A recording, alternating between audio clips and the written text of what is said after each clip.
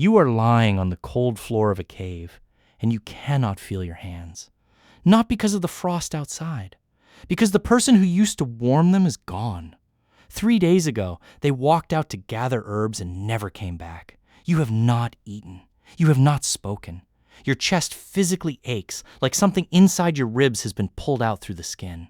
You are 40,000 years old, in a body that has never heard the word heartbreak, and you are living through it anyway. So did ancient humans actually fall in love the way we do? Did they get their hearts broken? Really broken, the way you have been? Did they have a word for this feeling, or did they just carry it silently? And if there was no therapist, no group chat, no sad playlist, how did they survive it? Because the answer is stranger, older, and more physical than almost anyone expects. Here's the first thing modern science figured out, and it changes everything about how we think of ancient emotion. Biological anthropologist Dr. Helen Fisher spent decades scanning the brains of people in love, and people who had just been dumped. She found that romantic rejection activates the same brain circuitry involved in addiction, the same regions that light up in people craving cocaine, alcohol, or gambling. That means heartbreak isn't a metaphor. It is not just sadness. It is your brain going through something close to withdrawal. And here's the anchor point, this circuitry. The nucleus accumbens, the reward-craving system, is ancient. It didn't evolve in the last century of Tinder and text messages. It evolved over millions of years, which means the humans standing in caves 40,000 years ago had this exact same wiring. So when we ask, did ancient humans get heartbroken? The real question is, how could they not? Let's go back to the evidence. Not guesses. Actual dirt, actual bones. In Siberia, near a village called Stary Tartas, archaeologists excavating roughly 600 Bronze Age graves found something nobody expected. Dozens of tombs contain the skeletal remains of couples, buried facing each other, some with their hands still clasped together. These weren't accidental burials. Grave goods were placed around them. Bronze decorations, pottery, tools, even personal items like gaming pieces. Someone took the time, in a hard, cold Bronze Age landscape, to bury two people so they would face each other forever. That's not survival instinct. That's grief translated into ritual. Now here's where you might assume this is a uniquely human, uniquely advanced behavior, something only fully modern people with language and culture could do. That assumption is wrong. Researchers studying Neanderthal sites found evidence that goes back even further. The archaeological record shows extensive care for sick individuals, and the emergence of special treatment of the dead suggests grief at the loss of a loved one, and a desire to soothe others' feelings.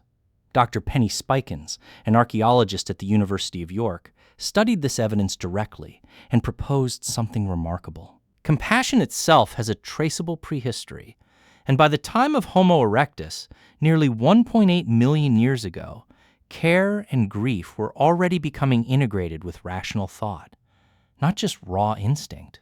Meaning, long before modern humans existed, something in our ancestors was already sitting beside the dying, already mourning the lost, already needing to soothe the pain of separation.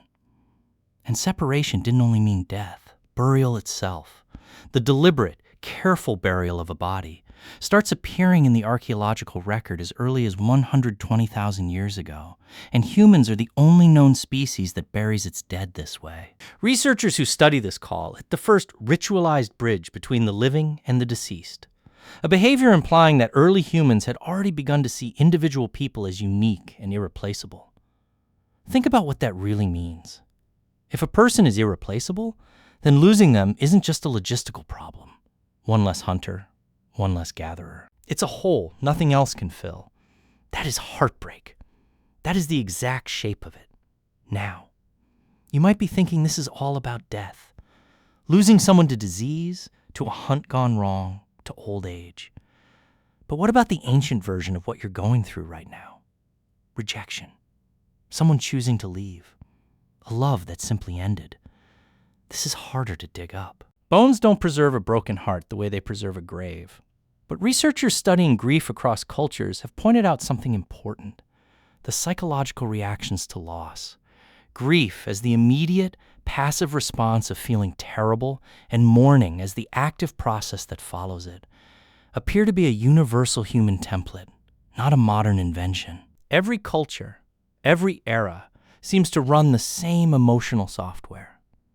And centuries later, when writing finally existed, people wrote it down in language that sounds almost embarrassingly familiar. A Roman citizen named Fabius Maianus, living roughly 1,800 years ago, left behind a message for someone he'd lost, saying his feelings could not be forgotten in this world, and that his sorrow knew no limit. That's not a caveman grunting.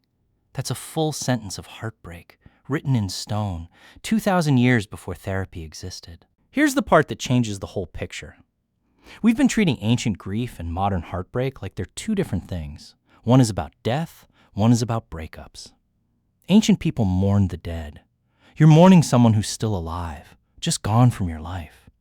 But neuroscience says your brain doesn't actually separate the two.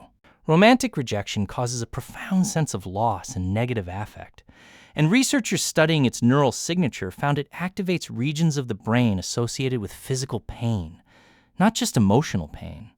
A landmark study by Naomi Eisenberger and colleagues put people in a brain scanner during a simple game of social exclusion. No death, no dramatic loss, just being left out. The brain lit up in the exact same regions activated by physical injury, which means when you say heartbreak physically hurts, you are not exaggerating. You are reporting a real, measurable, physiological event. Here's the twist. Ancient humans weren't grieving death and heartbreak as two separate categories the way we mentally file them today. To their nervous systems, loss was loss. A death and a departure triggered the same ancient alarm system, which is exactly why they built the same response to both: ritual, burial, community mourning, physical closeness with others. They didn't have a word for heartbreak because they didn't need one. They had something better. A shared, physical, communal practice for processing loss in any form it took. You were never expected to sit alone in a cave with it. That's the twist. It's not that ancient humans felt heartbreak differently than we do. It's that they never expected anyone to survive it alone. So think about where that leaves you, lying on your own floor, in your own version of that cave. Your body is running software that is millions of years old. The ache in your chest, the inability to eat, the way you keep checking your phone, the way ancient humans probably kept glancing at the path, hoping to see a familiar shape walking back toward them. None of that is weakness. It's ancient. It's built in. It's the same circuitry that once sat beside the dying and once buried the dead facing each other for eternity. What's different isn't the pain. It's the ritual around it. Ancient humans didn't out-strategize heartbreak. They didn't have fewer feelings or thicker skin. What they had was each other. A physical circle. A community that treated loss as something you process together, not something you're supposed to quietly get over on your own timeline. Maybe the real ancient wisdom here isn't a cure for heartbreak. There isn't one. It's just this. You were never designed to carry it alone in a room by yourself. Somewhere in your wiring is a version of you that still expects a circle of people to sit down beside you when the ache gets unbearable. So call someone. Sit with someone. Let the oldest part of your brain do what it has always known how to do. You have been breaking and healing from this exact kind of loss for 40,000 years. You already know how to survive it. You just weren't supposed to do it alone.